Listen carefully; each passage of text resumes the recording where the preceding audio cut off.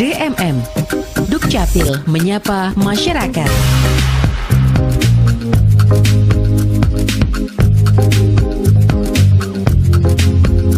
DMM, Dukcapil menyapa masyarakat.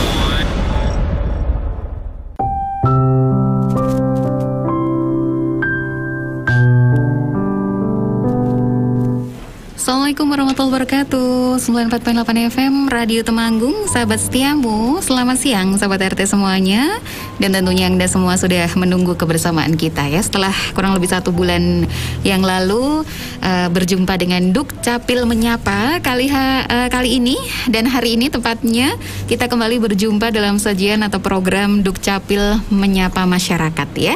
Oke, seperti biasa kita akan hadir untuk Anda semuanya dengan berbagai permasalahan tentang informasi, terutama tentang dari Dukcapil ya, tentang pencatatan sipil, kemudian juga program-program kependudukan. Dan kali ini sudah hadir di studio beliau yang langsung turun untuk menyapa masyarakat Temanggung dan sekitarnya, tentunya adalah Bapak Kepala Dinas Kependudukan dan Pencatatan Sipil Kabupaten Temanggung, Bapak N. Bagus Pinuntun SSMM. Selamat siang Pak Bagus. Assalamualaikum. Selamat siang Mbak. Waalaikumsalam. Sehat ya Pak ya? Ya, sehat selalu. Mudah-mudahan kita sehat selalu. Iya, Pak Bagus, seperti biasa 2 episode di Dukcapil menyapa masyarakat pertama yang lalu, antusiasme luar biasa partisipasi dari pendengar dan masyarakat Temanggung ya melalui program ini. Dan juga tentunya hari ini kita masih akan menyambung banyak informasi yang masih dibutuhkan oleh masyarakat ya, tentunya dengan tema kali ini seluk-beluk pencatatan sipil. Pak Bagus, bisa disapa dulu masyarakat ataupun pendengar kita. Selain dari RTFM, juga OVA Radio dan Santika FM hari ini juga merilai siaran kita. Monggo Pak Bagus. Bismillahirrahmanirrahim. Assalamualaikum warahmatullahi wabarakatuh. Salam sejahtera untuk kita semuanya. Namo Buddhaya. Masyarakat Temanggung yang tercinta, berjumpa kembali kita dalam siaran live streaming radio yang disiarkan oleh OVA dan Santika FM, bekerjasama dengan RTFM, bekerjasama dengan Dukcapil. Mudah-mudahan masyarakat Kabupaten Temanggung tetap antusias untuk bisa mengikuti Dukcapil menyapa masyarakat ini. Lebih-lebih yang akan kita bawakan Mbak Puspa kali ini adalah pencatatan sipil. Seluk-beluk tentang pencatatan sipil yang ini memang sesuatu yang sekarang menjadi kebutuhan, karena dari pencatatan sipil ini secara realita di lapangan ini sudah digunakan oleh lembaga atau instansi lain untuk apapun lah, untuk masuk, untuk seleksi, untuk ini sudah menjadi kebutuhan pelayanan dasar yang paling pokok ini Mbak. Baik, hari ini tema kita seluk-beluk pencatatan sipil seperti yang tadi disampaikan oleh Pak Bagus ya. Sahabat RT juga pendengar setia RTFM semuanya, pendengar OVA dan juga Santika FM yang tentunya Anda juga kami undang untuk bertanya langsung di siang hari ini. Bisa melalui SMS ataupun WhatsApp di 088 227 860948 atau langsung bisa ke radio masing-masing, mungkin mendengarkan via OVA, via Santika, RTFM, monggo bisa langsung gabung melalui WhatsApp satu nomor kita atau nomor radio masing-masing ya. Oke, dan kita akan awali dulu Pak Bagus pencatatan sipil. Pastinya banyak yang masih awam juga, ataukah mungkin istilah ini apa sih sebenarnya pencatatan sipil itu Pak Bagus? Ya, kembali ke awal kita pertemuan pertama Dukcapil menyapa masyarakat, bahwa salah satu fungsi Dinas Kependudukan dan Pencatatan Sipil adalah diberi amanat oleh negara untuk mengelola kebijakan di bidang kependudukan, strategi pencapaian dan lain sebagainya. Salah satu tugasnya adalah memberi identitas terhadap penduduk dan identitas terhadap catatan yang sifatnya penting yang dialami oleh kependudukan, peristiwa-peristiwa penting yang dialami kependudukan. Peristiwanya apa saja? Ini masyarakat sebetulnya sudah familiar dengan peristiwa ini, Mbak Puspa. Contoh peristiwa penting itu kan kelahiran, itu kan peristiwa penting kependudukan. Kemudian pernikahan, perkawinan itu peristiwa penting. kemudian anak dan lain, memiliki putra anak ini juga peristiwa penting. Kematian juga peristiwa penting. Peristiwa-peristiwa penting inilah yang di dalam istilah kita itu nanti kita catat peristiwanya ini. Seperti diterbitkan dokumen. Nah, peristiwa penting ini istilahnya di kita register atau tata caranya ini sering kita sebut dengan pencatatan sipil. Peristiwa-peristiwa penting yang dialami oleh seseorang gitu. Ini definisi secara umumnya gitu. Jadi intinya pencatatan sipil sendiri memberikan identitas untuk peristiwa-peristiwa penting untuk dicatat secara kenegaraan gitu ya Pak ya. Artinya yang ada satu dokumen. Kan ada dua, satu di bidang kependudukan, satu lagi di bidang pencatatan sipil. Ini yang pencatatan sipil, sifatnya sangat personal sekali. Jadi personal tadi disampaikan oleh Pak Bagus ya, pendengar setia bahwa setiap peristiwa penting tadi seperti kelahiran, kemudian pernikahan, perkawinan, perceraian, gitu kan, adopsi anak, pengangkatan anak dan lain sebagainya. Luar biasa. Jadi banyak sekali hal atau detailnya untuk bidang pencatatan sipil sendiri. Terus kemudian nih Bapak, apa strategi pencapaian pencatatan sipil untuk Indonesia maju ya? Karena mungkin dari setiap peristiwa pencatatan sipil ini ada kaitannya dengan kemajuan negara kita, kemudian juga tujuan negara juga. Nah ini bagaimana Pak? Mungkin ada strategi khusus ataukah mungkin bahkan ada satu langkah yang ditempuh untuk mencapai pencatatan sipil ini sendiri? Ya, begini Mbak. Output dari pencatatan sipil yang dilakukan oleh negara, dalam hal ini diwakili oleh Dinas Kependudukan dan Pencatatan Sipil yang diberi otorisasi oleh negara, ini satu sisi memberikan status hukum kepada individu yang sifatnya tidak bisa diganggu-gugat kecuali dibuktikan sebaliknya. Status hukum yang tidak bisa diganggu-gugat. Kemudian yang kedua kalinya bahwa di individu itu pasti ada hak-hak kewarganegaraan individu karena kita hidup berbangsa dan negara. Maka status kewarganegaraan dari hak-hak ini juga akan melindungi oleh individu yang bersangkutan. Apalagi kita namanya makhluk sosial ini Mbak Angger. Makhluk sosial itu pasti kita akan berinteraksi. Berinteraksi itu pasti ada irisan. Irisan itu biasanya ada yang konflik, ada yang tidak konflik. Yaitu ini akan melindungi terhadap hak-hak, status keperdataan dan lain sebagainya. Itu yang paling pokok. Terus bagaimana ini kebijakan negara dalam awal dalam pencatatan sipil ini? Jadi kebijakan negaranya ini sekarang malah sudah diterjemahkan dalam sebuah undang-undang bahwa ini output dari pencatatan sipil ini yang 0 sampai dengan 18 ini malah sudah kita di 100% targetnya.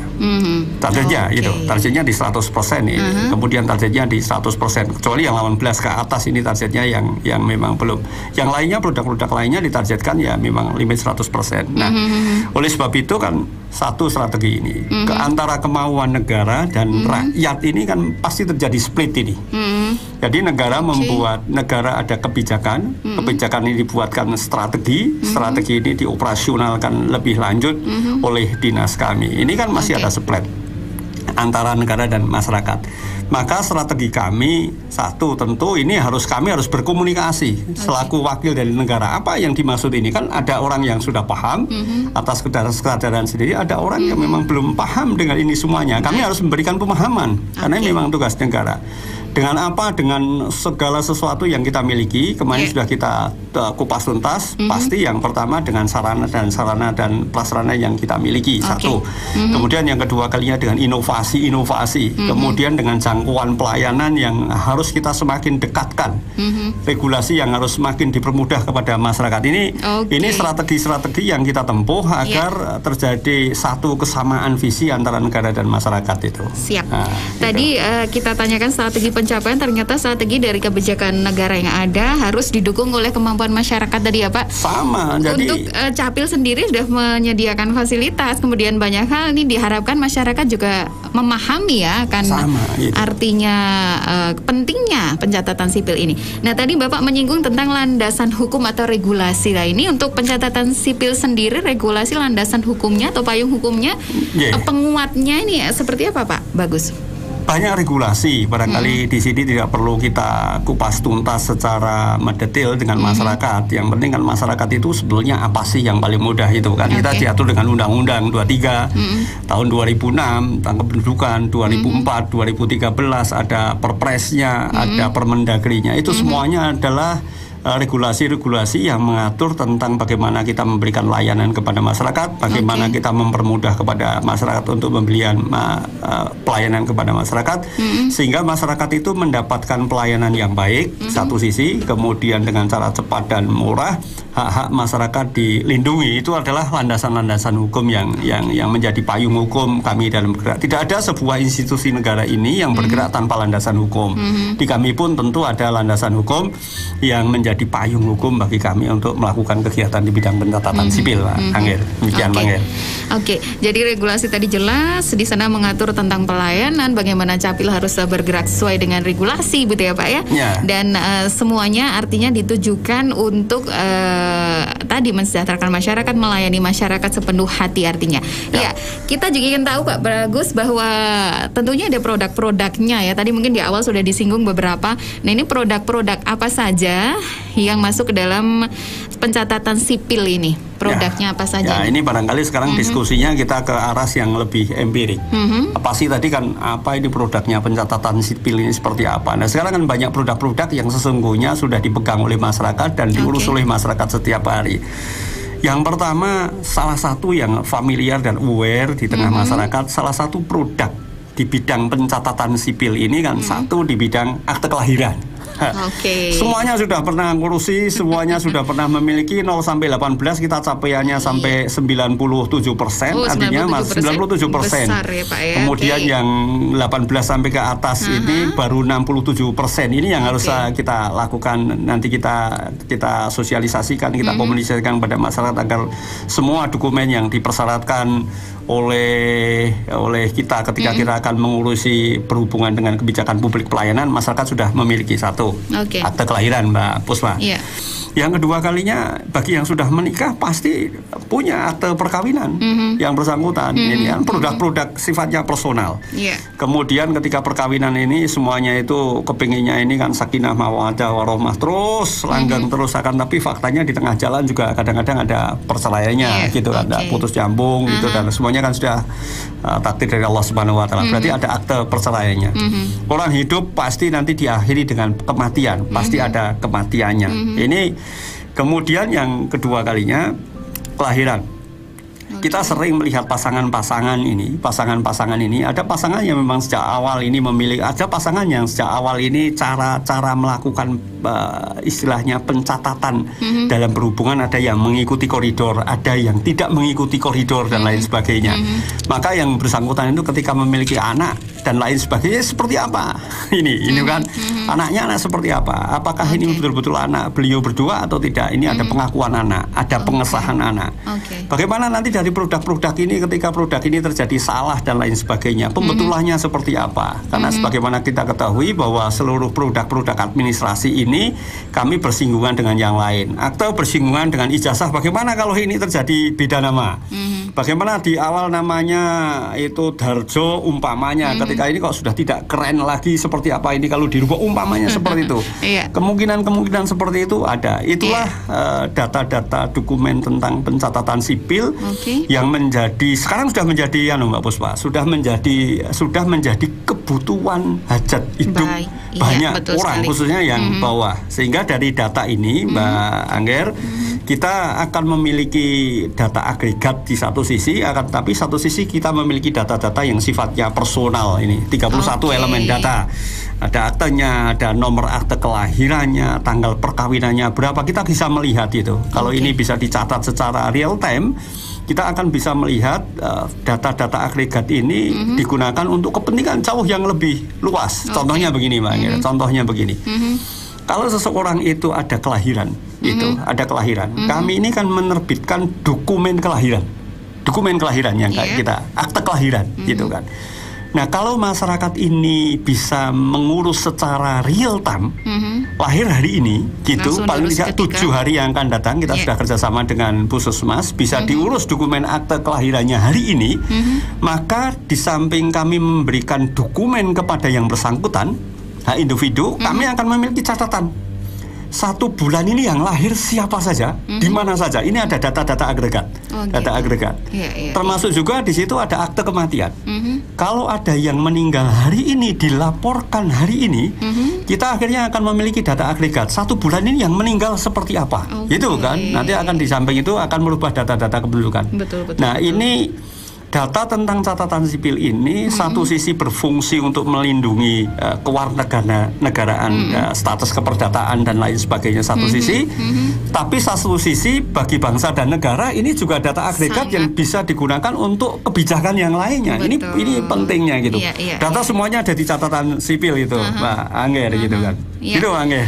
Oke, luar biasa deh. Ini produknya banyak sekali dan satu hal tadi penekanan dari Pak Bagus bahwa ketika masyarakat ini sadar bahwa segala suatu peristiwa penting ini akhirnya dicatatkan, kemudian dilaporkan, artinya seperti itu, pastinya nanti imbal baliknya ataupun nantinya akan kembali ke kita manfaatnya ya, karena data agregat tadi dibutuhkan oleh negara.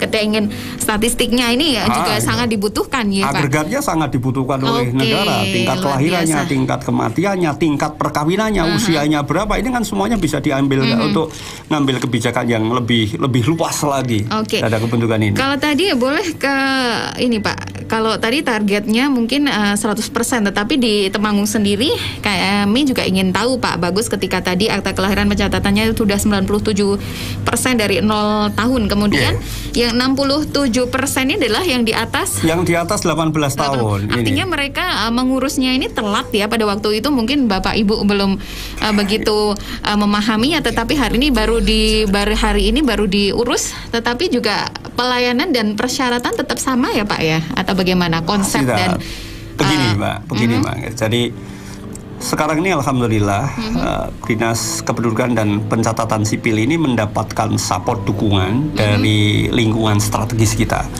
Lingkungan strategis kita gitu. Sehingga kesadaran tentang pembuatan dokumen kependudukan ini menjadi penting sekali. Contoh yang paling real saja, ketika ada anak usia sekolah PAUD itu umpamanya daftar sekolah, di sana sudah dipersyaratkan tentang dokumen tentang pencatatan sipil.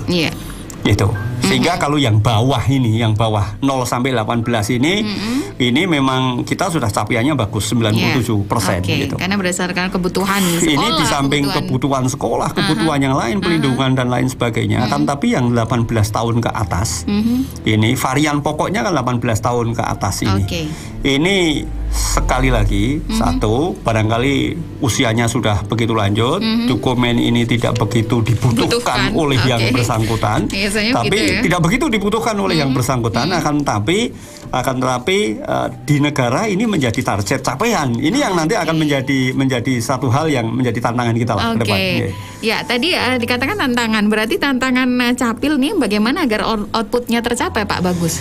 Jadi begini, dinas kami itu sejak awal sudah mengikrarkan diri. Dinas kami itu mengikrarkan diri bahwa seluruh produk-produk yang dikeluarkan oleh Dinas Kependudukan dan Pencatatan Sipil itu gratis. Semua produk gratis. Di Dinas Kependudukan Pencatatan Sipil ini semua produk gratis. Kemudian tadi regulasi yang kita sebutkan, ada undang-undang, ada perpres, ada permendagri, mendukung untuk terjadi deregulasi terhadap penyederhanaan produk. Gitu. Yang tadinya sangat berat gitu bisa disederhanakan. Itu kedua kalinya, ini kan tantangannya. Kemudian ketiga kalinya dinas kami juga memiliki strategi untuk meningkatkan akses layanan, baik secara offline maupun secara online. Kalau kependudukan kan kita bisa dibantu oleh teman-teman yang ada di kecamatan. Tapi kalau pencatatan sipil kan hanya ada dua jalan. Datang ke catatan sipil itu secara offline atau online, nanti lewat sistem aplikasi kita. Sehingga ada offline dan online. Yang menjadi lebih penting sekali, walaupun kantor kami ini stelsel aktif sekarang, melakukan pelayanan jemput bola, Tapi kalau ini tidak ada kesadaran masyarakat, satu dalam mengurus dokumen dan lain sebagainya, hal-hal yang sudah baik di aras dinas kami, itu aras yang lebih tinggi itu Dirjen Dukcapil ini, nanti tidak nyampe ke lapangan. Ini problemnya. Nanti tidak mencapai di lapangan, sehingga fasilitas yang kita sediakan seharusnya pelayanan ini menjadi mudah, murah dan cepat itu masyarakat tidak menikmati. Pelayanan dokumen yang mudah yang tidak berbiaya ini masyarakat juga tidak menikmati. Masyarakat lebih aware dengan titip. Ini yang bahasa yang berat ini. Masyarakat lebih aware dengan titip. Karena sepertinya masih ada budaya seperti itu sampai dengan hari ini. Monggo, titip pinter biaya ini kan Mbak Puspa. Jadi ada sesuatu tantangan berat ini ya Pak ya. Ada sesuatu di saya sering diskusi dengan teman-teman itu ada yang nyesek ketika kita itu ada pelayanan. Jadi begini, ketika ada masyarakat sekarang kan kita pelayanan kita buka. Kita buka, yang lainnya belum berani tatap muka, Temanggung berani tatap muka. Pelayanan ini di kita sudah one day service di Dukcapil. Orang datang pagi langsung begitu sistem ini sekarang kita tergantung jaringan aja. Begitu sistem ini berjalan dengan lancar, insya Allah kita selesaikan layanannya gitu. Padahal di sana sudah semuanya sudah kita tempel dan tulisi. Profesional, tulus dalam melayani, satu, semuanya gratis gitu. Banyak gitu kan, semuanya tempeli. Anda memasuki kawasan zona integritas gitu. Tapi ketika masyarakat itu masuk gitu, ketika pelayanan ini sudah selesai diberikan, masih ada yang bertanya, Pak, niki bayar pinter. Wah, itu berarti belum memahami. Itu berat kalau ada pertanyaan seperti itu. Berat sekali. Tadi saya tanyakan bagaimana tantangan. Ternyata tantangannya luar biasa dari kesadaran masyarakat itu sendiri. Dan apa yang sudah dilakukan upaya ini ketika tidak dipahami juga jadinya zong ya Pak ya. Wah itu berat. Berat. Dan ini berarti kita sangat membutuhkan artinya pemahaman masyarakat, sinergi juga antara dinas kependudukan dan artinya penerimaan dari masyarakatnya seperti apa. Nah ini tadi kesadaran masyarakat yang harus terus dipahamkan kepada seluruh warga ya, bahwa sekarang seperti yang dikatakan Pak Bagus tadi, one day service sudah dilakukan oleh Dindukcapil Kabupaten Temanggung, dan bagaimana Anda di sana pastinya pelayanannya juga sudah dirasakan ya, ketika semuanya juga sudah langsung bisa mendapatkan pelayanan yang sempurna ya. Oke, saya coba untuk membuka line telepon. Semoga hari ini bisa. Oke, sebentar nggih. Ada siapakah di mana ini? Ya, kelihatannya mulai banyak yang tanya ini mungkin. Oke, selamat siang. Halo. Halo, selamat siang. Ya, selamat siang. Dengan siapa Bapak, di mana? Ada dari Desa Kemloko. Dari saya Haryono. Oke, Pak Haryono di Kemloko. Monggo silakan bisa langsung tanya kepada Pak Kepala Dinas Dukcapil. Iya. Ini mau nanya, kemarin itu ada salah satu warga saya yang mau vaksin. Terus untuk proses pencetakan kartu vaksinnya katanya NIK-nya belum terdaftar gitu. Cara apa itu namanya? Komplainnya bagaimana gitu ya Pak ya? Itu gimana? Oke. Itu mohon untuk sarannya. Data tidak tercatat. Baik, dari Kemloko tadi. NIK-nya. Oke, NIK-nya tidak tercatat nggih. Ya, ini kasus seperti ini banyak nih Pak Bagus. Nggih. Terus apa lagi Bapak? Pertanyaannya itu saja? Ya, sementara untuk itu saja. Baik, terima kasih. Ya, ada di Kemloko ya. Monggo Pak Bagus. Iya, monggo. Waalaikumsalam. Bisa langsung dijawab. Terima kasih Pak Haryono. Walaupun ini pertanyaannya bergeser dari substansi tapi tidak masalah. Jadi kita kan di bidang pencatatan sipil. Tapi sekarang vaksin, pemerintah Kabupaten Temanggung terima kasih ini Pak Bupati sudah berjuang sehingga kita sekarang punya 100.000 vaksin yang akan digelar sampai dengan tanggal 30. Jadi begini, saya akan menjelaskan secara umum ini. Tidak, karena kami juga di sini juga bergerak membantu di bidang itu. Jadi Bapak Ibu yang kami hormati, memang dalam prakteknya aplikasi yang digunakan oleh Dinas Kesehatan atau Vaskes yang melaksanakan vaksin di Piker ini mengambil data sekarang memang data dari Dinas Kependudukan dan Pencatatan Sipil. Baik. Data dari kependudukan dan pencatatan sipil itu datanya. Nah, dari sana basis datanya memang berbasis NIK semuanya. Ketika diketik NIK nanti akan muncul semuanya gitu. Fakta yang terjadi ada beberapa case. Ini kami sudah membuat sebuah grup dengan seluruh vaskes, dengan puskesmas dan lain sebagainya, membuat grup gitu. Dulu ketika tidak terjadi sinkronisasi data, orang ini tidak divaksin gitu. Dulu seperti itu. Akan tapi setelah kita berembuk dengan Bapak Kepala Dinas Kesehatan, sepanjang itu orang Temanggung dan menjadi capaian target Temanggung, divaksin dulu saja. Ini mohon maaf, bukan berarti kami take over Pak Kepala Dinas, divaksin saja. Data-data yang tidak bisa dikonsolidasikan di sana dilaporkan oleh vaskes tingkat pertama ataupun rumah sakit yang melaksanakan vaksin. Kami sudah terbentuk dalam tim sinkronisasi, sehingga nanti aja sepanjang beliau itu orang Temanggung gitu, tidak masalah. Sepanjang itu orang Temanggung kemudian vaksin, tinggal dilaporkan di mana tempat yang bersangkutan itu melaksanakan vaksin, Pak Har. Kalau umpamanya di Kemloko ya di puskesmasnya, umpamanya di puskesmas Keranggan umpamanya gitu. Laporkan saja. Nanti tim kami yang akan melakukan sinkronisasi sehingga data ini nanti bisa masuk di Picker, sehingga nanti bisa bukan hanya akan digunakan untuk ke pelayanan publik ini Bu Puspa gitu kan. Termasuk capaiannya, capaiannya ini kan kita harus ngambil data dari sini. Sekarang baru kita buatkan aplikasi ini. Sehingga tidak masalah sinkronisasi, tinggal dilaporkan saja ke vaskes, tidak usah datang ke kantor catatan sipil. Ya, itu kadang seperti itu, Pak. Tidak usah datang ke kantor catatan sipil. Tidak usah datang. Kita juga datanya tidak masuk, tapi malah datanya datang ke kantor catatan sipil. Kan kemarin ada kasihan juga dari Pring Surat ini. Dari Pring Surat. Ini kan jauh dari Pring Surat. Di kita menyelesaikan seperti itu langsung kita selesaikan gitu, dan kita selesaikan. Dan kami sudah membuat WA itu. Tidak usah datang, cukup kirim nick-nya. Gitu kan. Kalau datang ini kasihan kalau yang bekerja adalah habis mau disuntik malah jadi bingung. Digunakan untuk seperti ini strategi kami untuk pelayanan kepada masyarakat, Pak. Baik, luar biasa Pak Haryono, terima kasih. Tadi pertanyaannya dari Kemloko bahwa Pak Bagus sudah menjawab divaksin saja karena dan tentunya nanti dilaporkan dari vaskes tingkat mana, kemudian ada tim sinkronisasi yang sudah dibentuk dan apabila memang benar-benar orang Temanggung dan tercatat menjadi warga Temanggung, pastinya nanti ada langkah dan memang sudah tertangani, tetapi seketika itu juga divaksin saja, disuntik aja gitu ya. Vaksin aja sepanjang KTP-nya Temanggung ini loh. Selesai. Kita selesaikan. Baik, sudah terjawab Pak Haryono di Kemloko. Terima kasih untuk pertanyaannya. Ini saya masuk ke pertanyaan berikutnya ya, untuk yang sudah bergabung di kebersamaan siang hari ini. Baik, ada Marafa. Selamat siang Pak Bagus. Saya mau tanya, mungkin agak melenceng dari Marafa. Ya. Mana itu Mbak Puspa? Ini sebentar nih, sebenarnya pendengar kita dari Parakan, Mbak. Parakan. Selamat siang Pak Bagus. Mau tanya, mungkin agak melenceng dari tema. Bagaimana sebenarnya prosedur mengangkat anak agar bisa masuk ke dalam KK atau kartu keluarga? Terima kasih.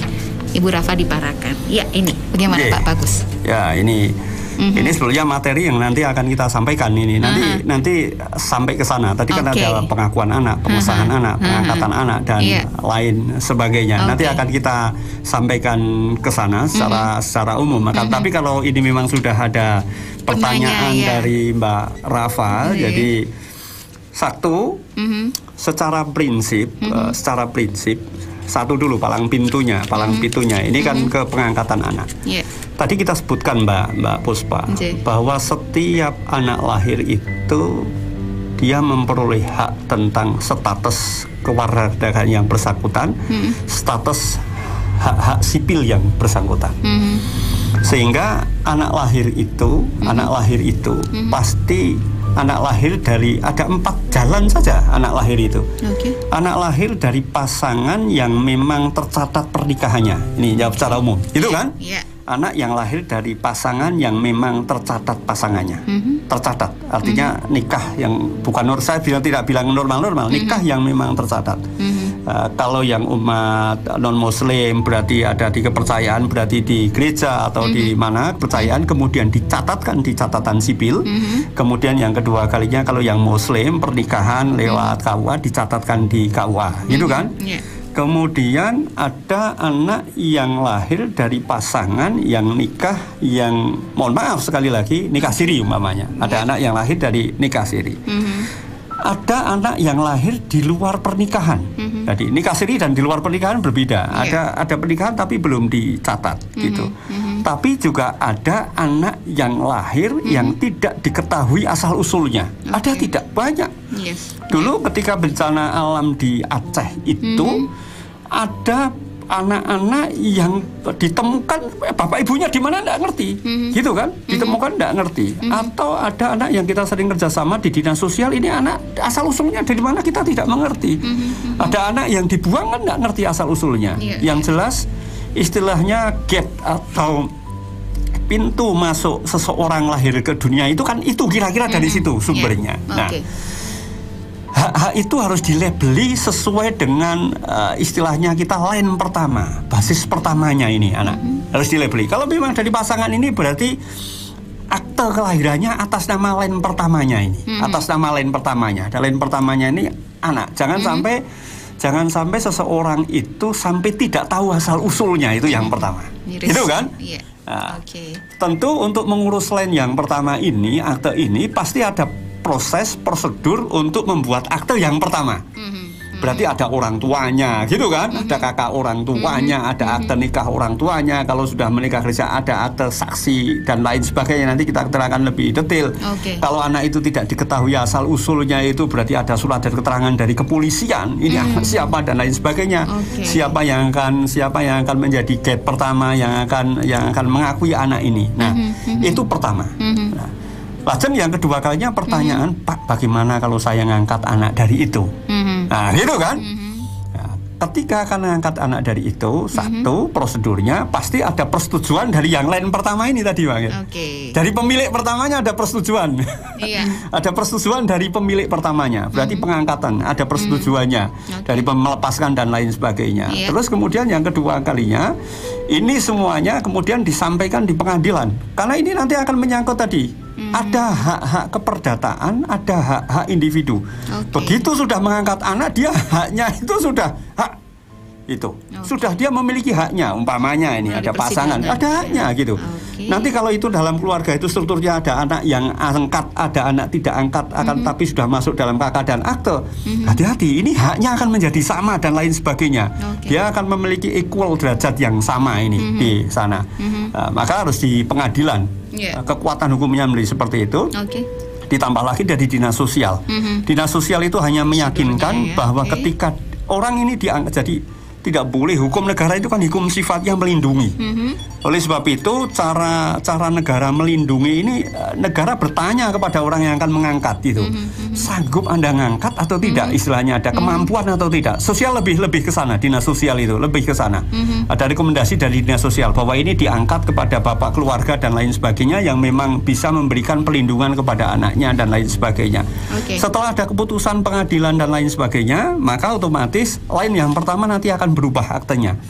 Gitu. Di kita ada catatan pinggirnya. Demikian, Pak Anggir.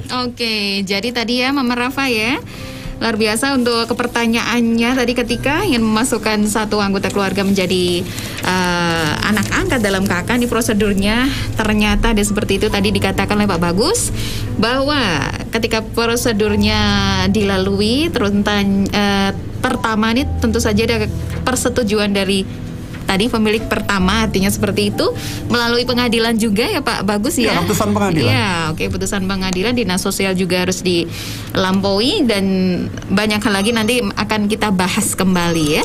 Satu penelpon boleh sebelum nanti kita jeda Pak Bagus, sepertinya pertanyaannya banyak sekali di siang hari ini. Saya coba menerima penelpon yang kedua. Monggo, selamat siang. Selamat siang. Tadi Pak Haryono dari Kemongko ini Bu. Gimana mau menyambung lagi? Tadi itu tadi salah satu warga itu katanya kemarin sudah ikut vaksin di Desa Kemongko, di kantor Desa Kemongko kan. Tapi untuk apa itu pencetakan sertifikat vaksinnya belum bisa dicetak, katanya dari petugas puskesmas tersebut. Itu tadi NIK-nya tidak terdaftar gitu, supaya bisa apa itu daftar, muncul sertifikatnya ya Pak ya.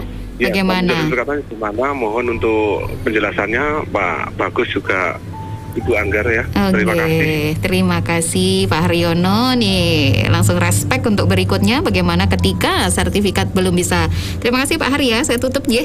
Nah ini untuk prosedurnya karena mungkin sertifikatnya sangat dibutuhkan Pak Bagus ya. Kan ketika masuknya saya di aplikasi Peduli Lindungi NIK harus masuk. Ketika tidak cocok sertifikat nggak muncul bagaimana ini pastinya masalah lagi nih Pak Bagus. Ya betul. Oke. Yeah. Jadi yang pertama begini. Satu, negara memberikan jaminan. Jaminan jadi warga negara ini kan memberikan jaminan orang yang ini urusan negara, tadi minta bantuannya. Orang yang memang menjadi objek sasaran vaksin 12 sampai 17, kemudian 17 ke atas ini kan memang harus divaksin. Itu kan harus divaksin. Kita sudah ada kemudahan kebijakan ketika terjadi kendala administrasi. Kami namakan kendala administrasi ini, Pak Angger. NIK-nya tidak masuk, tetap divaksin saja, nanti akan kita selesaikan. Kami juga menyampaikan ini 1 kali 24 jam terhadap data-data yang kita sinkronisasi. Itu 1 kali 24 jam setelah kita sinkronisasi, maka dia akan bisa sinkron sehingga dia masuk di aplikasi Piker. Di Piker dulu. Nah, nanti aplikasi ini di Piker ini nanti yang bersangkutan pasti akan download di aplikasi Peduli Lindungi. Dari sana kita akan bisa melihat yang bersangkutan punya sertifikat vaksin ke-1, ke-2, jenis vaksinnya seperti apa dan lain sebagainya. Apabila yang bersangkutan ini memang belum bisa secara personal, kirim WA saja, kirim WA ke kami, ke hotline kami yang sudah kita sampaikan di Cakpil, atau dengan masuk ke Twitter kami dan lain sebagainya. Nanti akan kita bantu di sana. Tapi secara umum, secara totalitas kami sudah melakukan koordinasi secara terus-menerus dengan Vaskes tingkat pertama dan rumah sakit. Wow, gitu ya Pak Haryono ya. Sudah terjawab ketika ada kendala administrasi 1 kali 24 jam sinkronisasi dilakukan, nanti artinya dicocokkan dulu di Piker dan sebagainya. Tadi langkah sudah dijelaskan oleh beliau Pak Bagus. Ketika Anda menemui kendala, menurut Puspa nanti langsung aja WA Pak Bagus ya, Pak boleh, Haryono. nomor kita juga WA atau nomornya ke Pak Amin nih. Pak Amin nanti. Pak Amin kebetulan juga ada di sini. Tidak Pak Amin nanti nomor WA-nya disampaikan Pak Amin, nanti kita minta. Ini petugas kita yang di depan untuk sinkronisasi Pak Amin nanti. Nanti kita kasih nomor WA-nya Pak Amin. Oke, siap. Ya, sahabat RT semuanya, sudah kurang lebih 40 menit bersama ini. Sen atau segmen kedua akan segera kita lalui setelah kita menyimak beberapa pesan berikut ini. Setia terus sampai nanti. Tentunya kebersamaan kita di Dukcapil Menyapa Masyarakat, dan kita masih menunggu atensi Anda, partisipasi Anda. Untuk pertanyaan Anda juga silahkan bisa layangkan di 088 227 860 948. 94.8 FM Radio Temanggung, sahabat setiamu.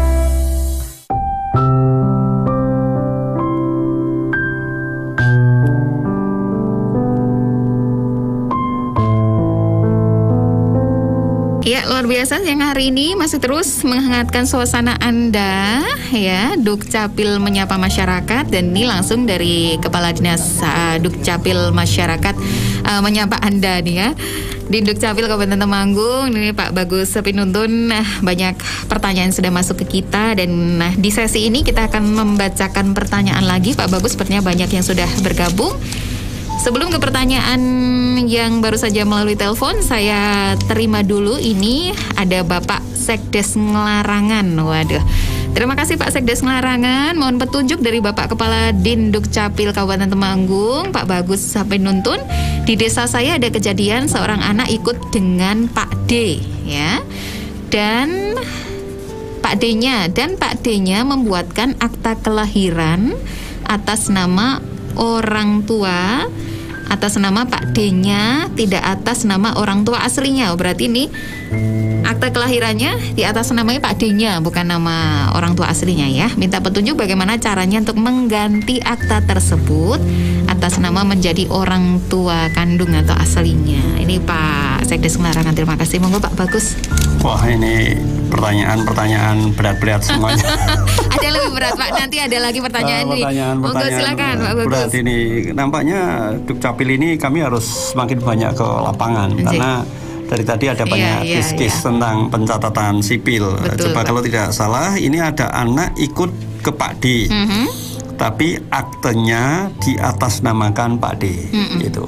Yang pertama kali akan saya sampaikan begini, Mbak Puspa Angger. Jadi begini, produk hukum yang kita keluarkan, itu ada sesuatu produk hukum yang mengikuti regulasi terhadap ketentuan regulasi yang lainnya. Itu utamanya di bidang pencatatan sipil. Ketika produk hukum ini sudah kita keluarkan, tadi kan ada dokumen pencatatan sipil, Pak. Jadi dokumen pencatatan sipil. Begitu dokumen ini sudah kita keluarkan, berarti dokumen ini kan ada risalah terbitnya dokumen. Pasti ada pemohonnya, itu kan, Bang? Pasti kantor kami menerbitkan itu ada risalah dokumennya, ada pemohonnya, dan lain sebagainya. Oleh sebab itu, ketika produk ini sudah kita keluarkan, terminal yang pertama kita menganggap produk ini adalah produk legal. Produk ini produk legal.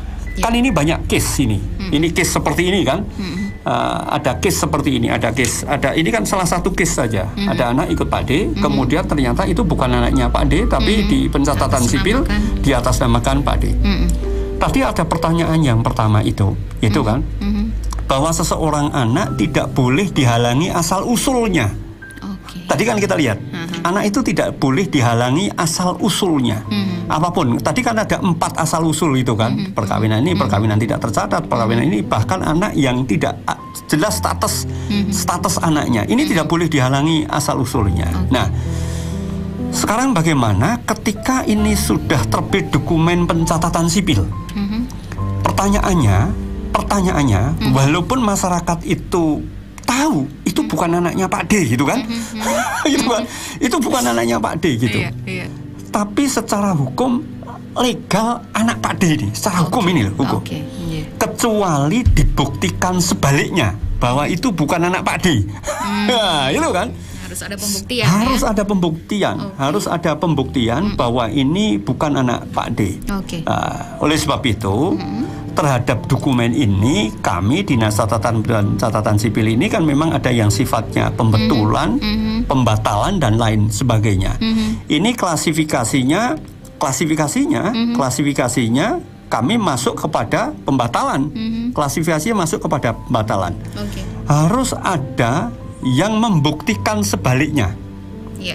Yang membuktikan sebaliknya bahwa ini bukan anaknya ini dan lain. Tidak apa-apa, itu biasa saja. Tidak apa-apa. Ini kan hanya akan meluruskan satu kan. Mudah-mudahan tidak terjadi persoalan hukum itu. Membuktikan sebaliknya bahwa itu memang bukan anaknya Pak D. Kemana palang pintunya? Ini ke pengadilan. Gitu. Ini ke pengadilan, gitu kan. Nanti barangkali objek, pokok gugatan dan lain sebagainya. Dan kami sudah bekerja sama di pengadilan. Ada perkara yang pembetulan dan pembatalan itu tidak memerlukan sengketa atau tidak memerlukan justifikasi terhadap pihak lain yang kita sudah kerjasama dengan pengadilan. Umpamanya hanya salah nama, salah tanggal lahir. Ini kan tidak ada sengketanya. Itu kita sudah kerjasama dengan pengadilan one day service. Nanti pengadilan akan sidang keliling ke tingkat desa. Ini sudah kita lakukan kerjasama. Tapi kalau yang ini kan ada yang menyengketakan. Nah gitu, ada yang menyengketakan. Nanti atas dasar putusan pengadilan itu kami akan lakukan pembatalan terhadap akte. Nanti akan terbit akte yang baseline yang pertama tadi itu. Nah, soal nanti sudah di baseline pertama ini berarti dia status hukum anak asal muasal anak yang pertama sudah kelihatan, sudah ketahuan, kembali ke akte pemilik yang pertama gitu umpamanya, akan tetap dianggap oleh Pak D gitu. Wah, ini mau lewat pengangkatan, mau lewat apa? Lewatnya tadi kembali ke kasus. Ini adopsi atau apa? Gitu. Kalau yang bersangkutan ini akan menjadi anak Pak D secara dasar hukum, dia harus diadopsi lewat pengutusan pengadilan lagi.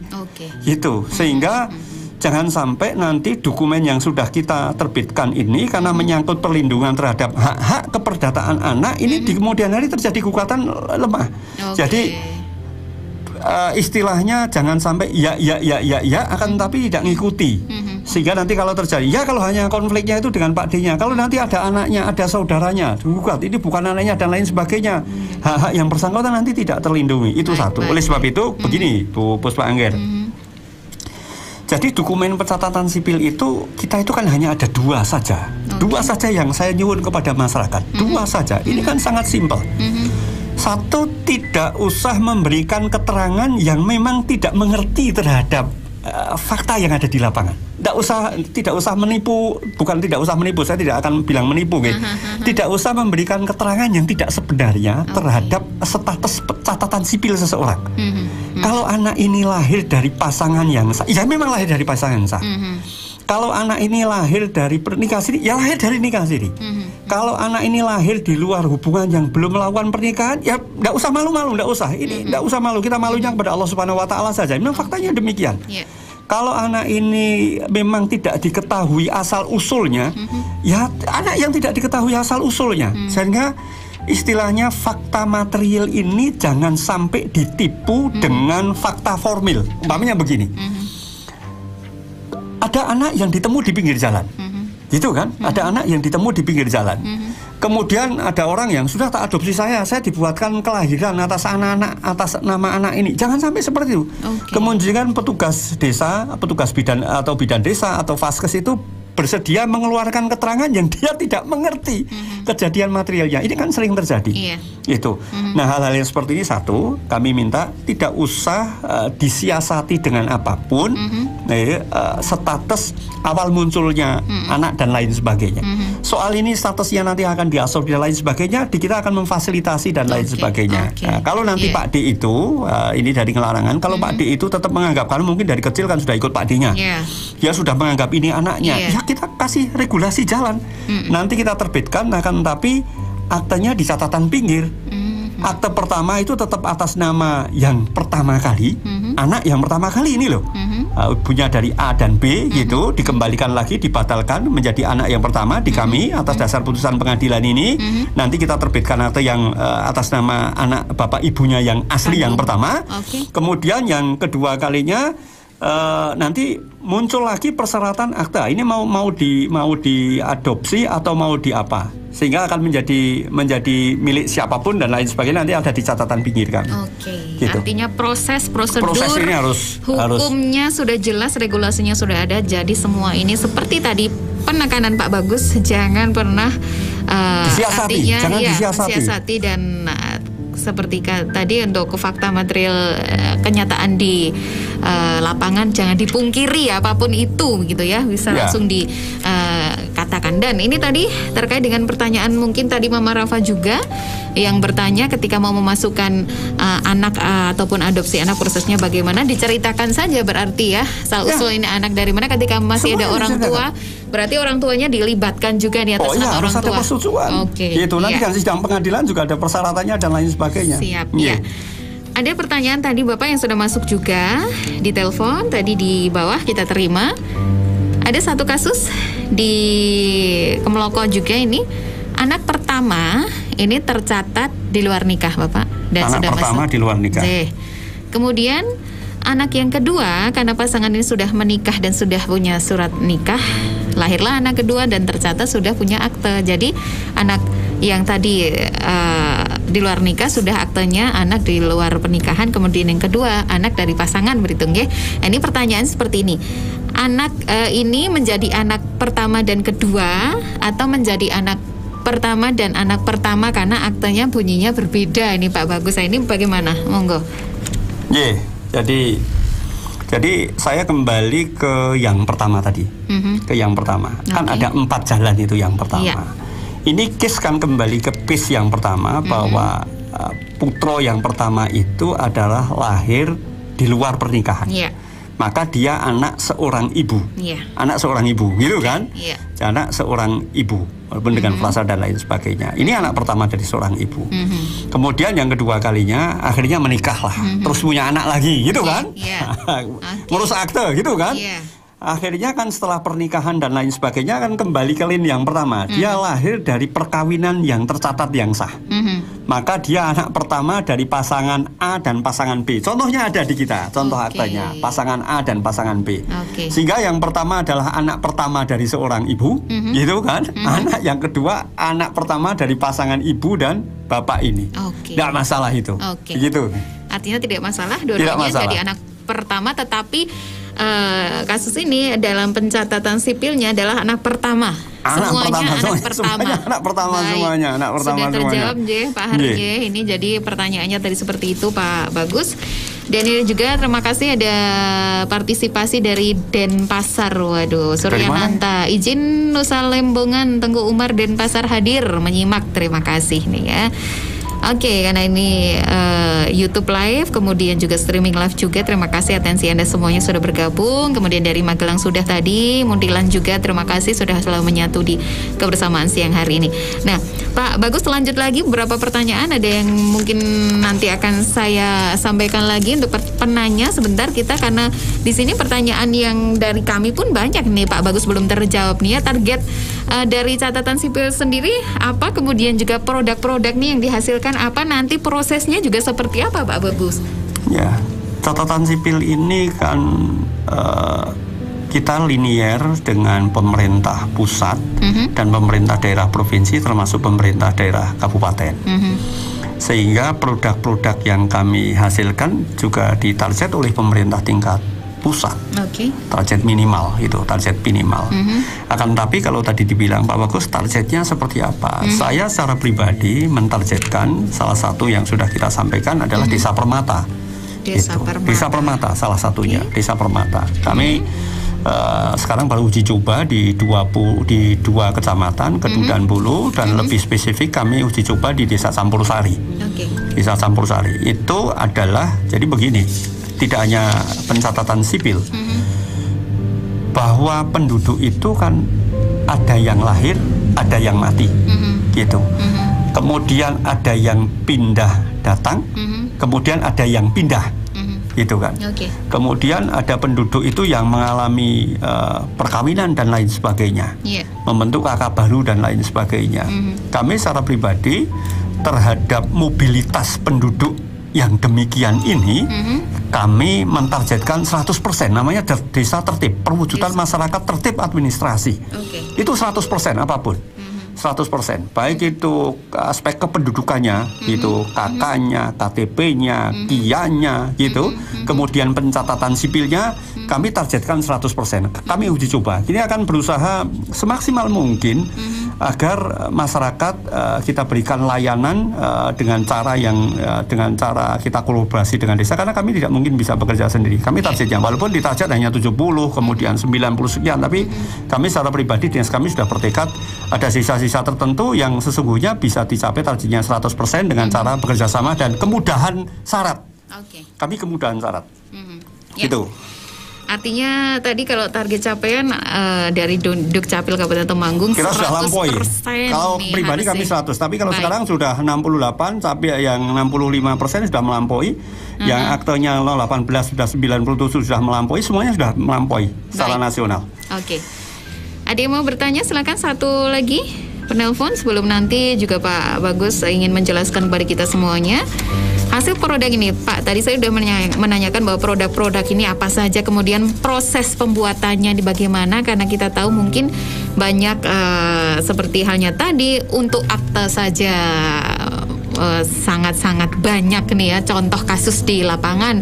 Kemudian juga ketika satu akte nih tadi akte saja sudah ceritanya sudah banyak, cerita kehidupan yang memang story-nya luar biasa ya Pak Bagus. Ini saya coba untuk membuka dan penelpon lagi satu. Halo, silakan, selamat siang. Iya, selamat siang. Bertanya lagi nih. Oke, waduh ini borong nih. Monggo silahkan. Mungkin dari warganya ini. Mumpung lagi ini apa itu? Mumpung lagi menyapa. Monggo. J.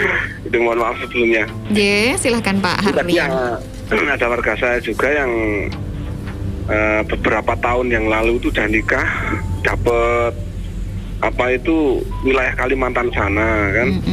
Yang sini perempuan.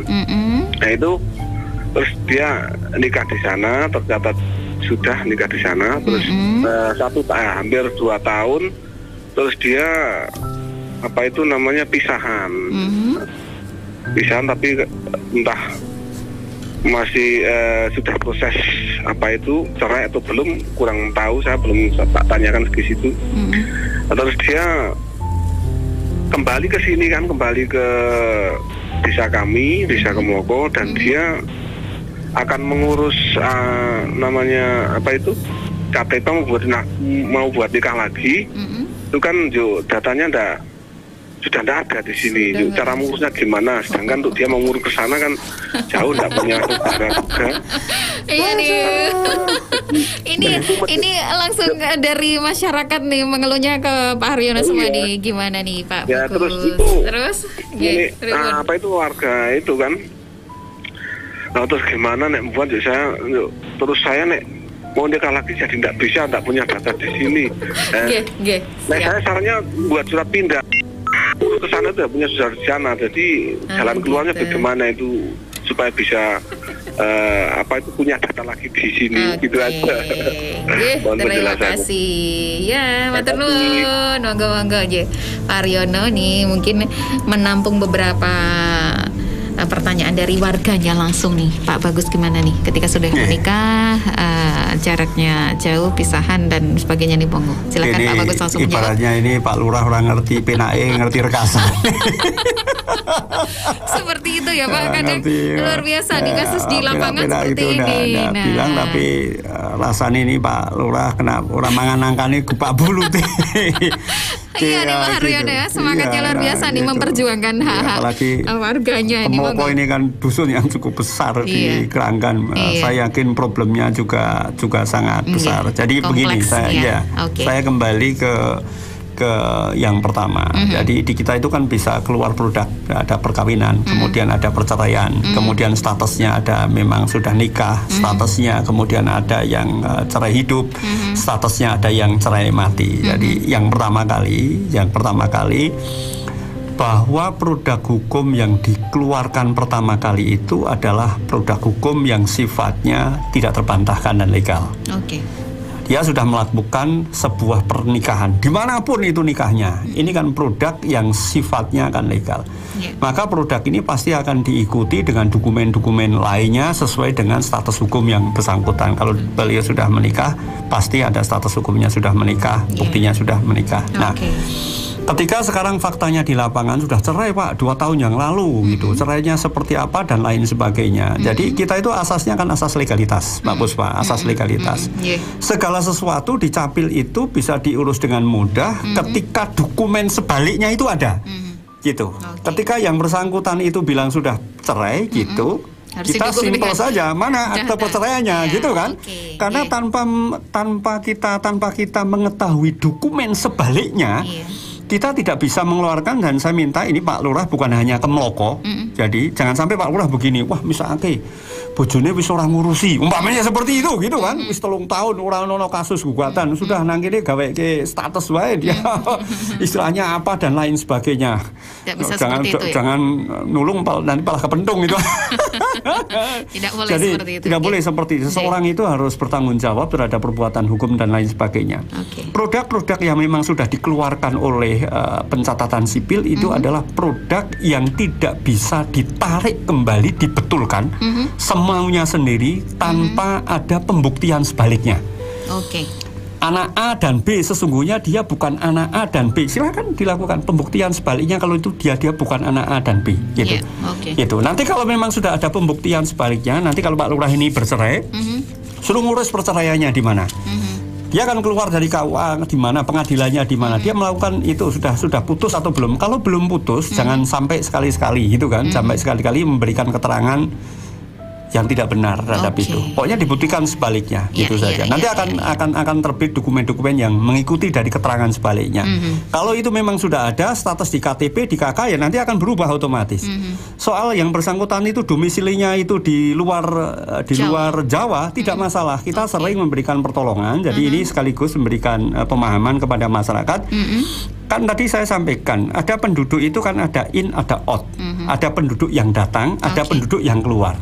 Penduduk yang datang itu kadang-kadang tidak diikuti dengan proses administrasi. Biasalah ini ada penduduk pas mungkin umpamanya pas pemutusan hubungan PHK kemarin di Jakarta besar-besaran pandemi kan pulang ke kampung. Sini menetap dan keluarganya. Banyak yang kasus seperti ini. Tapi ini tidak diikuti dengan keterangan pindah. Pak pripun ini kalau saya seperti ini mau pindah ke Temanggung. Dinas kami memfasilitasi. Dinas kami memfasilitasi untuk melakukan pemindahan, keterangan pindah tanpa yang bersangkutan datang ke lokasi. Kami sudah kerjasama antar Sapil se-Indonesia lah kalau ini gitu. Gitu Pak Lurah Kemoko ini. Ya, luar biasa. Kompleks kasus di sana nih, semua tertampung oleh Pak Haryono ya. Terima kasih Pak Haryono. Iya, Pak Bagus, 10 menit terakhir, tetapi masih banyak pertanyaan yang akan saya tanyakan. Ini bagaimana proses pembuatan akta kelahiran, kematian, perkawinan, perceraian, dan juga ketika ada pembetulan, pastinya nanti kasusnya di pembetulan haruskah melalui proses lagi, dan juga bagaimana nih? Monggo silakan.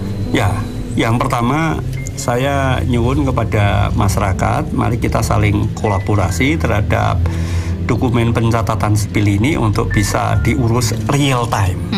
Dia diurus real time. Nanti akan, soalnya ini data agregatnya menjadi data agregat real time. Sebagaimana kita ketahui bahwa target kami ini ya, sebisa mungkin ini seluruh masyarakat ini memiliki dokumen pencatatan sipil. Yang pertama memang dari akte kelahiran itu. Akte kelahiran tadi kan ada 4 jalan. Nanti secara lebih detail tidak bisa kita terangkan di sini. Secara tadi ada 4, ada yang memang lahir dari pasangan nikah yang tercatat, ada lahir yang memang dari pernikahan siri dan lain sebagainya, ada yang memang di luar pernikahan dan lain sebagainya. Persyaratan nanti bisa melihat di website kami persyaratannya, atau bisa melihat di Gantempol persyaratannya kan di sana ada di aplikasi kami. Itu dokumen tentang kelahiran. Kemudian yang kedua kalinya tentang kematian barangkali. Kelahiran, kemudian tentang kematian. Kematian ini kan barang yang seharusnya menjadi simpel, tapi ini tidak menjadi simpel. Tapi ini akan mempengaruhi terhadap dokumen yang lainnya. Kalau tadi kelahiran ini akan menyebabkan perubahan elemen data kependudukan, di sana berarti akan nambah kepala keluarga, gitu kan? Pasti akan nambah. Begitu juga sebaliknya tentang kematian ini kan cukup bagi kami itu, mohon maaf, ini ada sering dilaporkan tidak real time. Kalau dilaporkan real time berarti kita tergantung dari pemohonnya di mana aja keterangan pemohon. Kita sederhanakan saja. Ada yang menyatakan permohonannya tentang kematian, ada pemohonnya dari desa dan lain sebagainya, atau memang kalau dari rumah sakit atau dan lain sebagainya itu dari rumah sakit menerangkan kematian. Ini kan sangat simpel sekali. Kalau bisa ini kita urus, kita akan clearance terhadap data ini sehingga kita akan, harapan kami kita memiliki sesungguhnya data buku pokok kematian.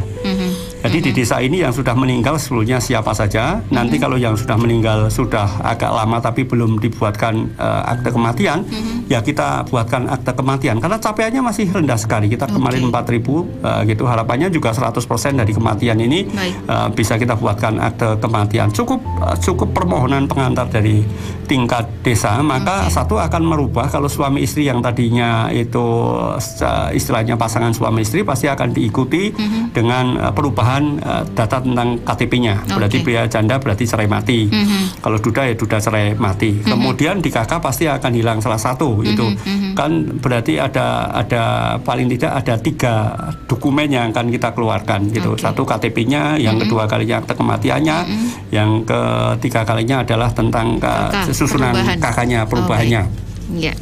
Demikian juga perkawinan, saya minta tolong ini. Demikian juga yang perkawinan. Jadi kami mohon ini akte, kan ada akte perkawinan gitu. Ya ada akte perkawinan. Kami mohon, kami sesungguhnya kan sudah bekerja sama dengan seluruh KUA dan lain sebagainya.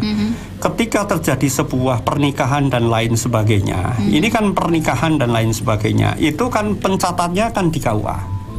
Pencatatannya kan di KUA. Akan tetapi seperti itu kan harus diikuti dengan keterangan dokumen kependudukan yang lainnya. Nanti statusnya single masih single, tidak berubah dan lain sebagainya. Ya, kalau seperti itu kan berat kalau single gitu kan, tidak berubah apalagi dan lain sebagainya gitu kan. Sehingga kami nyuwun nanti, karena banyak yang melakukan perkawinan tapi statusnya belum dirubah di kita. Urus saja di situ karena ini dilayani secara gratis. Ketika nanti ke KUA yang bagi agama Muslim, ini kami mohon untuk bisa dilakukan sekaligus mengurus dokumen-dokumen tentang perkawinan ini, sehingga nanti akan dirubah kita KTP-nya, kemudian kakaknya akan dirubah dan lain sebagainya, dia misah kakak dan lain sebagainya, kan ini harus dirubah, akan menjadi data real time. Yang lebih penting lagi yang bagi yang non Muslim, yang non Muslim ini perceraian. Karena perkawinan itu yang Muslim kan palang pintunya kan di KUA kita ya. Kalau non Muslim itu kan bisa di gereja, bisa di lain sebagainya, di pemuka agama dan lain sebagainya. Nah, banyak kejadian-kejadian pencatatannya Muslim kan pencatatannya di KUA, tapi kalau pencatatan non Muslim itu kan pencatatannya kan di kami. Di Dinas Kependudukan dan Catatan Sipil. Kami sudah kerjasama, kemarin sudah mengumpulkan kurang lebih 70 pemuka agama. Begitu ada peristiwa penting tentang pernikahan, yang non-Muslim ini secepatnya dilaporkan ke kami. Sehingga kami bisa terbitkan dokumen perkawinan kepada yang bersangkutan ini. Dokumen kepada yang bersangkutan ini, status hukumnya, pasangan suami istri, kakaknya dirubah dan lain sebagainya. Karena ini banyak, Mbak Puspa Angger, banyak yang sudah nikah umpamanya yang non Muslim itu di pemuka agama dan lain sebagainya tidak diikuti. Sudah keluar yang tadi, sudah keluar pernikahannya, sudah keluar anaknya, kemudian baru setelah anak kedua ketiga diikuti di kami. Apa susahnya diikuti gitu. Itu demikian juga ketika ini nanti dalam berumah tangga ini ada perceraian dan lain sebagainya, kami juga sudah bekerjasama dengan pengadilan. Hari ini yang melakukan perceraian berapa? Kalau yang non Muslim kan di pengadilan, kalau yang Muslim kan di pengadilan agama. Kami juga sudah bekerjasama dengan pengadilan agama, sehingga kita akan kelihatan agar data agregat ini real. Ketika ada orang yang bercerai itu rata-rata Temanggung itu 150 loh, Mbak, satu bulan loh ini kan. Kami sudah kerjasama dengan pengadilan agama. Siapa saja yang bercerai pasti akan ini yang satu pindah kemana, yang satu pindah kemana, statusnya kakaknya. Ini banyak yang jadi jangan hanya datangnya baik-baik, pisahnya tidak baik-baik. Ya datang baik, kalau pisah ya baik-baik saja. Sehingga biasanya kan setelah melakukan perceraian itu kan sudah tidak saling ngurusi satu sama lain gitu kan. Perceraian yang dilakukan yang di kita yang di pengadilan agama, kemudian yang non Muslim di pengadilan negeri dan lain sebagainya. Setelah dapat dokumen itu disampaikan di kita, sehingga kita akan menjadi lebih baik lah itu. Gitu Pak Angger. Termasuk kalau ada pembetulan yang tadi kita sampaikan itu kan, tadi kan ada pembatalan. Termasuk kalau pembetulan istilahnya ada yang contrarius actus, pembetulan yang karenanya simpel, salah huruf, yang tidak mempengaruhi makna dan lain sebagainya, itu kita memang bisa kita lakukan di kita kan. Tapi kalau yang sudah sangat merubah drastis, semuanya lewat pengadilan gitu, semuanya lewat pengadilan, dan kita sudah bekerjasama dengan Pengadilan Negeri Temanggung gitu. Itu. Gitu Pak Puspa Angger. Proses tadi sudah dijelaskan secara detail oleh beliau, walaupun nanti ketika Anda punya pertanyaan lebih, Anda bisa langsung menilik ke aplikasi Gandempol ya. Tadi kalau proses pembetulan akta sudah dijelaskan sebagai penjelasan terakhir. Nah ini tentu saja ini ada beberapa langkah untuk peningkatan cakupan kepemilikan ya Pak ya. Baik itu akta perkawinan, kemudian tadi sudah dilakukan juga langkah-langkahnya. Nah ini mungkin harapan besar dari Pak Bagus ataupun pesan kepada masyarakat, monggo silakan sebelum kita menutup dialog Dukcapil menyapa masyarakat siang hari ini yang ternyata hangat sekali ya, dan kasusnya di masyarakat ini kompleks ya Pak Bagus ya. Ini sangat kompleks. Langsung tadi sudah dijawab oleh beliau. Monggo silakan Pak Bagus untuk penutupan dialog siang ataupun Dukcapil menyapa masyarakat siang hari ini. Apa pesan yang akan disampaikan oleh Bapak kepada pendengar maupun pemirsa dan juga seluruh masyarakat Temanggung melalui RTFM? Jadi yang pertama kami ingin mewujudkan sebuah dinas kami melayani masyarakat sebagaimana kita sampaikan, bahwa dinas kita melayani dengan tulus dan profesional, profesional dan tulus. Jangan sekali-kali lewat calo, dan seluruh produk layanan di catatan sipil ini tidak berbayar. Itu yang pertama. Kemudian yang kedua kalinya, tentu untuk mencapai ke sana harus ada sebuah kepemahaman dan visi yang sama. Jadi kami akan melakukan perbaikan di kantor kami dan meningkatkan sarana prasarana yang ada di kantor kami. Tapi satu sisi karena kantor kami ini ada keterbatasan SDM, ada keterbatasan sarana prasarana, ada keterbatasan finansial yang dilayani banyak sekali masyarakat Kabupaten Temanggung, 765.000 kan jumlah yang cukup banyak. Maka kami tidak bisa bekerja sendiri. Kami harus melibatkan semua stakeholder. Tadi kami sampaikan ada Puskesmas, kemudian ada Puskesmas, ada KUA, ada pengadilan. Semua stakeholder akan kita libatkan, termasuk dari pemerintah tingkat desa. Oleh sebab itu, agar pelayanan ini sesuai dengan visi kami, layani cepat, istilahnya kami kan turun guyu melek ngekek. Masyarakat dibuya turun guyu melek ngekek terhadap layanan ini. Maka visi semua stakeholder pelayanan ini akan kita samakan lah, samakan. Dan yang terakhir, tidak ada salahnya memang masyarakat ketika masyarakat tidak tahu pasti akan mencari jalan yang paling pintas, gitu, mencari jalan pintas sehingga titip kemana titip ini kami nyuwun untuk bisa hotline kami kita buka terus, website kami juga kita buka, segala sesuatunya bisa kita komunikasikan, HP kami juga bisa di-share kemana-mana. Saya Pak Bagus itu kan 081215969997 terhadap semua hal yang menyangkut dinas kami tolong disampaikan ke kami itu. Kemudian yang terakhir kalinya, satu, yang bisa mengukur kepuasan masyarakat ini adalah masyarakat. Oleh sebab itu, kami mohon masukan, saran, kritik dan masyarakat apabila terjadi hal-hal yang memang tidak sesuai dengan regulasi yang ada. Sampaikan langsung ke kami, dinas kami sangat open, mudah-mudahan target-target yang dibebankan kepada kami, baik oleh pemerintah kabupaten, provinsi, dan pemerintah pusat ini bisa dilaksanakan di kami, dan kami senantiasa akan melakukan komunikasi, sosialisasi kepada masyarakat secara terus-menerus. Demikian Mbak Busra. Siap Pak, terima kasih hadirnya Pak Bagus, dan tentunya seluruh pendengar juga partisipasi Anda ataupun atensi Anda melalui pertanyaan dan beberapa mungkin yang belum bisa saya bacakan, insya Allah di lain kesempatan kita buka kembali ya. Untuk tadi terakhir ataupun harapan besar dan pesan dari Pak Bagus kepada seluruh masyarakat melalui RTFM, Dukcapil melayani dengan tulus dan profesional, dan pelayanan di sana semuanya gratis. Ini diharapkan dari satu visi dan pandangan yang sama ya, baik dari masyarakat maupun stakeholder yang ada nih, karena sinergi terus dibutuhkan untuk mengedepankan pelayanan yang optimal ya Pak ya. 100% harapannya dan targetnya semoga bisa tercapai untuk Kabupaten Temanggung yang memang sudah syarat dengan prestasi ya Dukcapil dari dulu ya, dan semoga di hari ini Pak Bagus bisa terus memberikan pelayanan yang prima kepada masyarakat dan masyarakat bisa puas juga dengan pelayanan Dukcapil hari ini. Terima kasih hadirnya Pak Bagus. Sama-sama Ustaz. Lain waktu insya Allah bulan November dan Desember kita bersua kembali insya Allah dan bisa kolaborasi dengan PN mungkin tadi siang PN sudah ya, dan mungkin bisa satu frame besok ya Pak untuk informasi lebih lanjut kepada masyarakat. Baik, kita berdua pamit sahabat RT dan sahabat Dukcapil menyapa masyarakat. Ketemu lagi lain kesempatan. Selamat siang. Wassalamualaikum warahmatullahi wabarakatuh. Waalaikumsalam warahmatullahi wabarakatuh. DMM Dukcapil menyapa masyarakat.